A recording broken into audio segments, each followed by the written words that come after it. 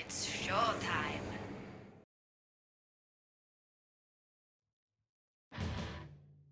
Hello everyone and welcome back to the STPL. I realise my room is in a little bit of a mess, but I ran out of time. I set the time on TL wrong, so we're here.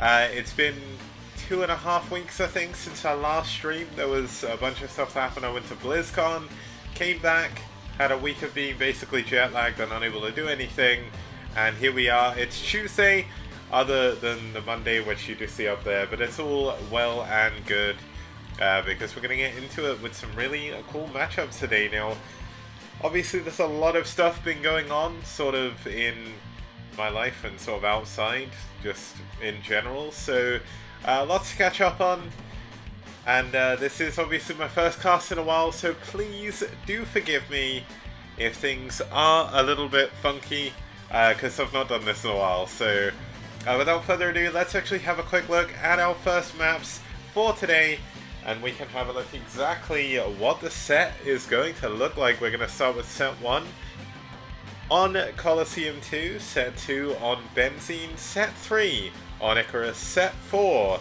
on Athena 2, and the ace match, if we do make it there, on Katrina SE. And now our first matchup today is going to be from Group A. Group A currently led by NaS, one of our first teams here. They're currently 3-0 in their group, the only team to have gone unbeaten so far. That includes against White Clan as well. So NaS have certainly shown how strong they can be already, and I'm very much looking forward to see how they're going to be doing. Their opponents currently not doing as well, not completely out of the, well, okay, they're not quite out of the runnings, but they would need a miracle comeback here to make it back into the playoffs. They're currently 0-3, 4-9, whereas NaS is 11-1, so the strongest possible opponent they could be against. So this is going to be a tough road for them to climb, but just to really get through the formalities, let's have a look at the teams here and just show exactly, well, okay, let's actually have a look at their lineup. So for NaS, we're going to have DragOn. For Valhalla, we're going to have, okay, let's go through this a sensible way. NaS are going to be sending out DragOn, Sugo, Eonzerg, and Terra. And Valhalla are going to be sending out Drew, Galaxy, Dates, and Irradiar. Irradiar being the captain, DragOn being the captain as well. I've got a new database I need to put all the data in, thanks to Radley from NetWars. But it's all well and good, because when I get that done, the STPL overlay is going to be a lot better, and I'm really looking forward to being able to show that off when it's all done. But just to quickly show the matchup for today, of course it's going to be NaS versus Valhalla team. NaS, I said, one of the strongest teams in the league so far, especially in round 3. They didn't do as well in round 1 and round 2, but round 3 they've done an incredibly good job. And Valhalla as well. This is their first round. Unfortunately, they've not had the kind of games that they'd be hoping for, but all is not lost for them. They still have a long way to go, and this is of course only their first round. They will have round 4 as well to prove their worth if they do stick around, of course. Now just have a quick look at our players. Let's actually see who they are. So for NaS, we're going to have their captain, which is of course DragOn. Now DragOn, one of the strongest Protosses in North America, is going to be playing Zerg here, as he is a dirty race picker. Obviously I've got very strong opinions about race pickers, only because they used to break my overlay, but now it's fine. I figured that all out a while ago, so you can race pick all he wants. His ZVP is incredibly good. He's actually 6-1 against Protoss across the entire STPL, and he's 3-0 this round, so a very, very strong guy right here. And for Valhalla team, we're going to have one of their newer members for the STPL making his debut match, so not too much to say about him, but it's going to be Drew. Now, it'll be cool to see how he's going to do against DragOn as he moves on here to Colosseum 2, a relatively standard map. There are a few map features that people may be a bit confused about, the neutral creep, for instance, but I can talk about that a little bit as we get into the game. Now, Uh, we've had a few ZB or PVZs on here so far. Zerg are actually 6 for 0. So it's been a bit one-sided so far. Statistically, in the pro scene, it was never this one-sided, but we've had a few one-sided matchups on this, and we've had some very clever strategies coming out from our Zerg players. So are we going to see it again from DragOn? Is he going to make it a 7-0 here for ZVP? We'll have to find out when we get into the game. Now, there is one more thing I just want to quickly do. I realize I'm streaming at the same time as the BSL Chobo League. I do apologize, Vincent. I wasn't planning on doing this, but I badly needed to start streaming STPL again, or I'd be incredibly far behind. So I started today. I'll be back again tomorrow. Thursday, I might take a break, but Friday, I'm going out drinking because one of my friends left work. So may do Thursday. If not, I'll try and do something Saturday afternoon if I can, but that's obviously a little bit harder for me, a little bit awkward time-wise, but either way, let's get into game number 1. It's DragOn versus Drew.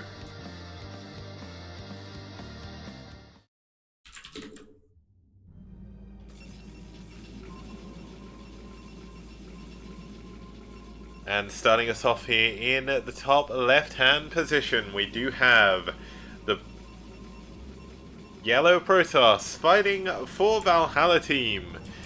It is Drew. And if you're wondering what I'm typing, I am getting you the link to the full results. I'm fairly certain there's like a command or something.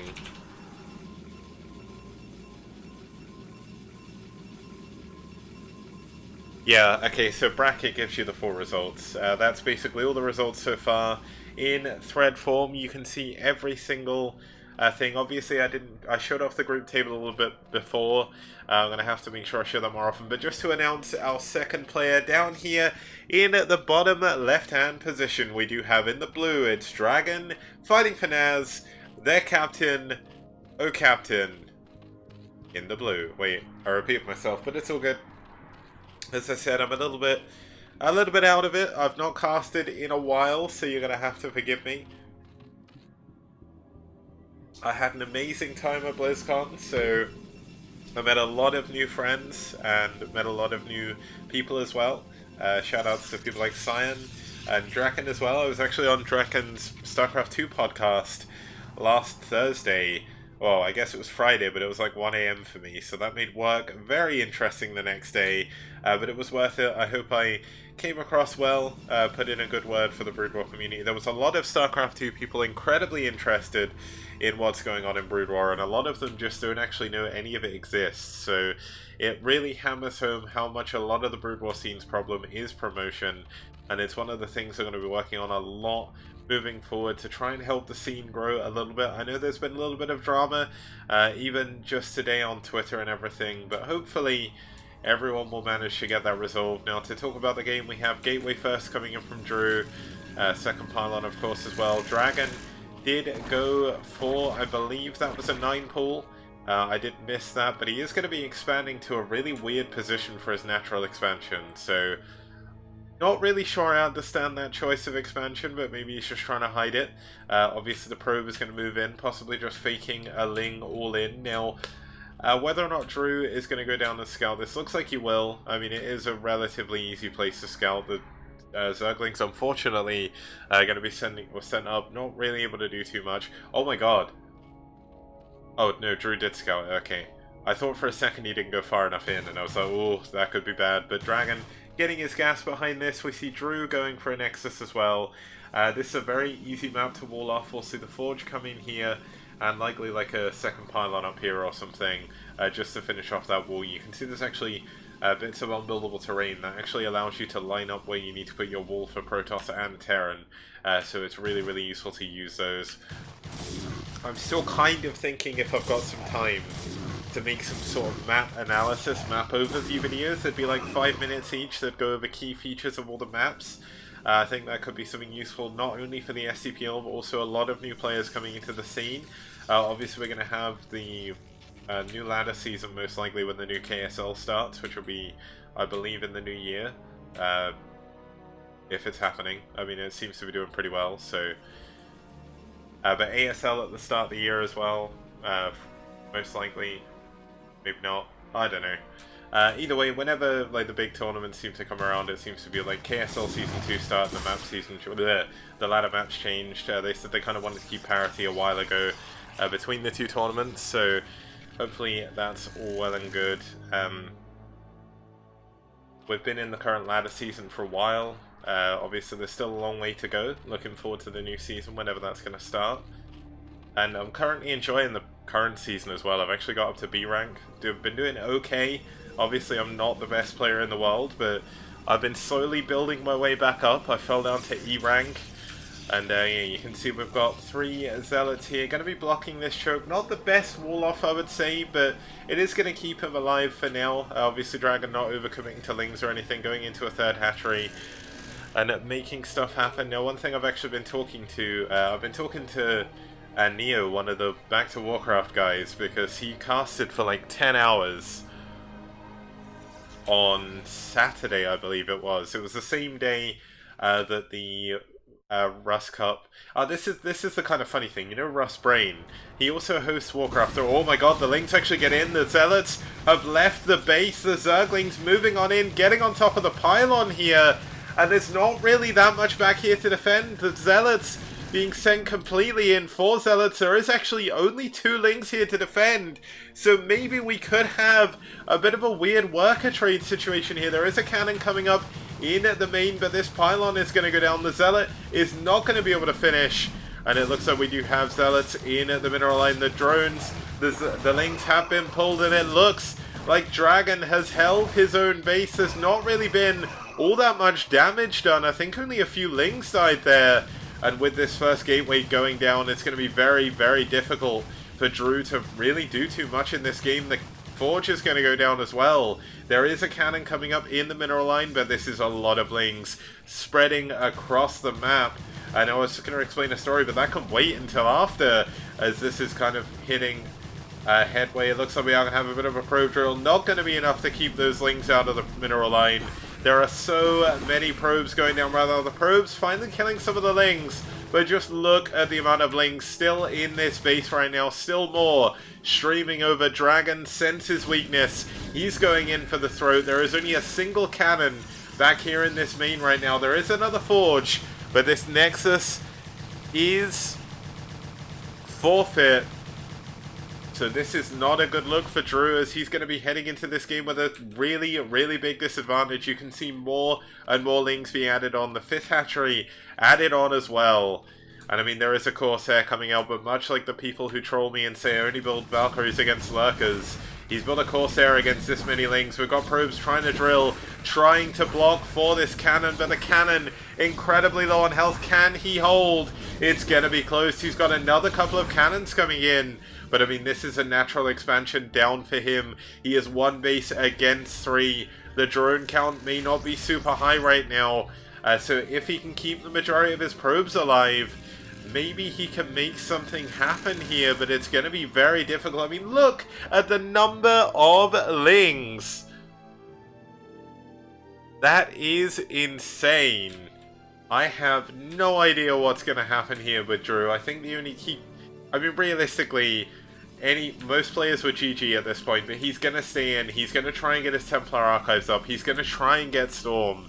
He's seen the lack of drones. He knows that this isn't a strong Zerg economy behind this. The Hydralis Den only just finishing up, so there's currently no anti-air whatsoever. It's Evolution Chambers coming in. A couple of Spores will be starting up here as well, but DragOn is going to be losing a lot of Overlords. The Lings unable to really do too much now, just kind of idling outside of his base. DragOn currently only at 170 APM. Kind of not really sure what he's doing, but it looks like he is going to try and get this final Overlord here and kill. Oh, he needs to pull this away. He is going to pull away at just the last second. That's good control right there. Gets his Corsair away, but he needs to be careful. He's going to be flying directly into a Spore. That Spore gonna get the kill finally. And another creep colony is coming up in the main. The trouble is there's a lot of Lings. There's not a lot of units in reserve here for DragOn. For Drew even. I mean, Drew literally has 2 Zealots right now. He's building DTs. The DTs will be more than enough to kill the Zerglings, which is a good thing. But I mean, DragOn pulling away immediately. He sees the fact there's a DT coming in. And oh, this is actually a really clever move. He's going to try and block the Zerglings on the ramp, but that's a wide ramp. And those Lings going to be able to get away. This DT moving on forward, going to pull back just a little bit. Wait for his buddy. I mean, realistically, there's not actually that much ground defense. So you can see these Lings are going to be worth their weight in gold to try and hold on to this. We have another couple of Corsairs coming out. Try to clear any of the Overlords, but this is 3 Overlords on top of a Spore. But if he can manage to kill these, if he can push them away, the DT might be able to break in. But Drew knows better. He's lost a Corsair to a DT already. Sorry, he's lost a Corsair to a Spore already. And I mean, these DTs have headed back over. I'm not actually sure what they're planning to do. I think he's waiting for a couple more Zealots. But he's going to have to move forward fairly soon. He has to make something happen with these DTs.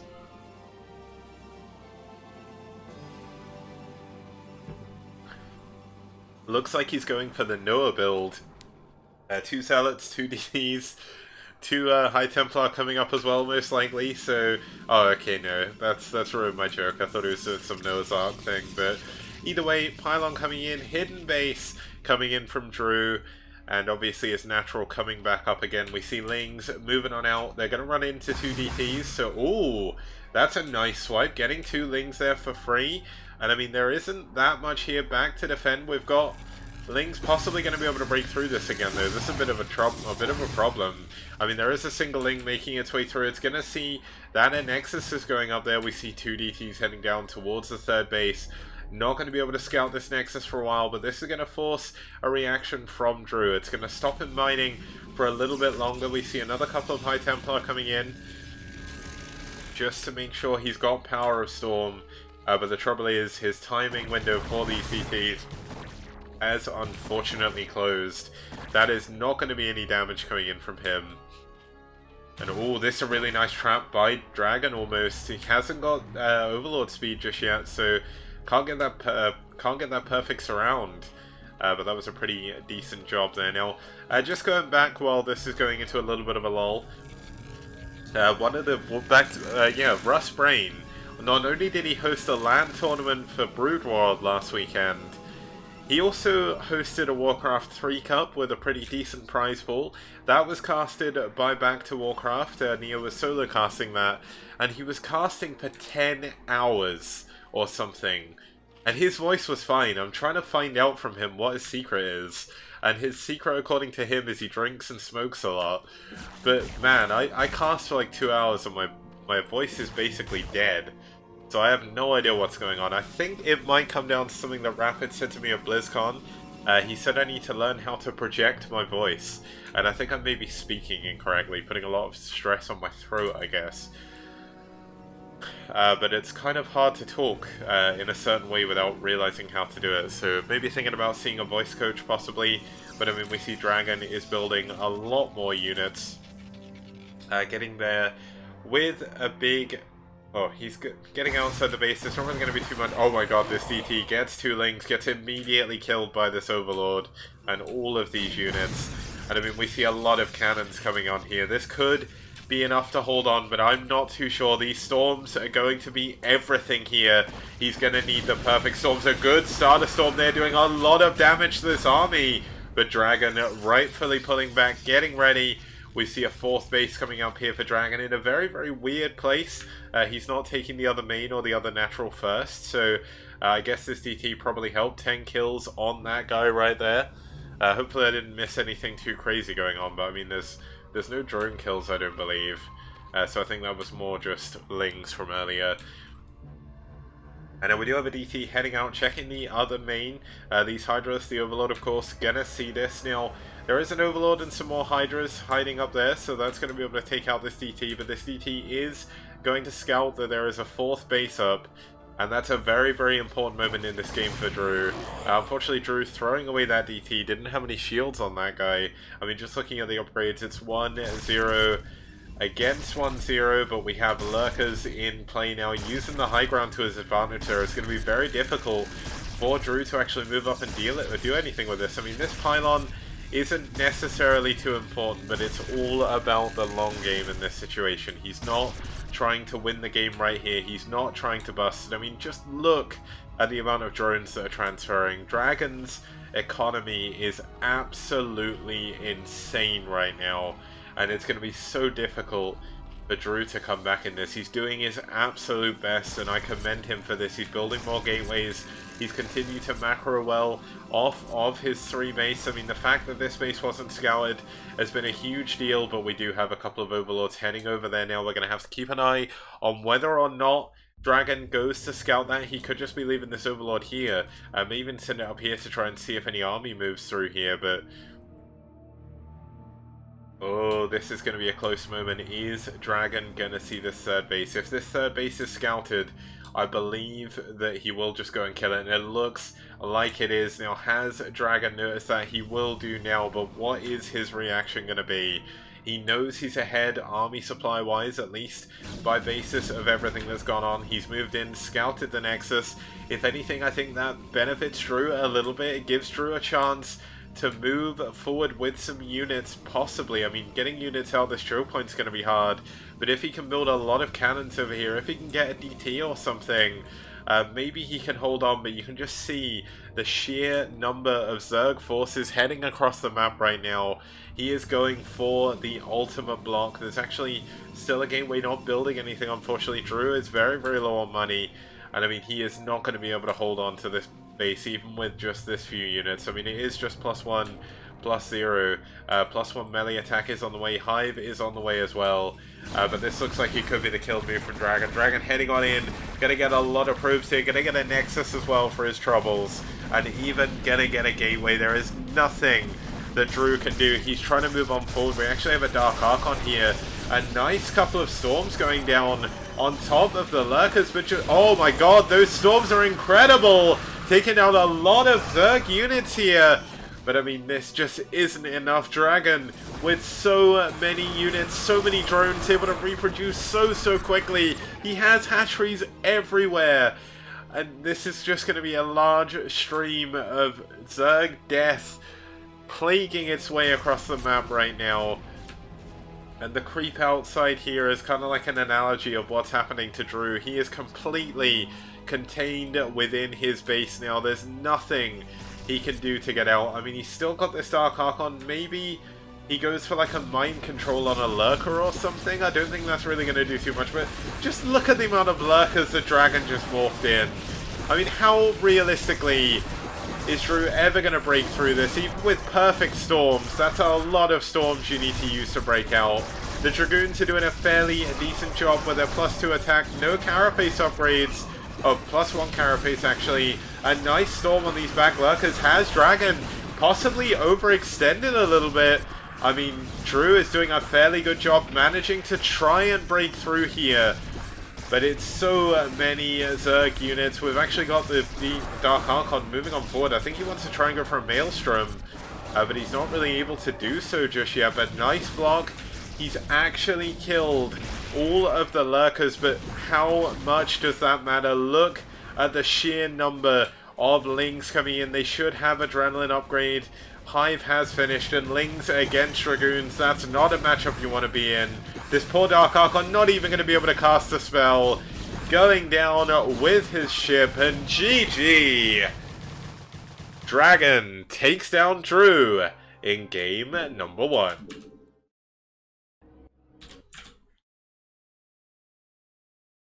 Okay, so realistically, looking statistically, we didn't really know how Drew was going to do. Drew did a fairly good job regardless of what happened to him, so huge props to him.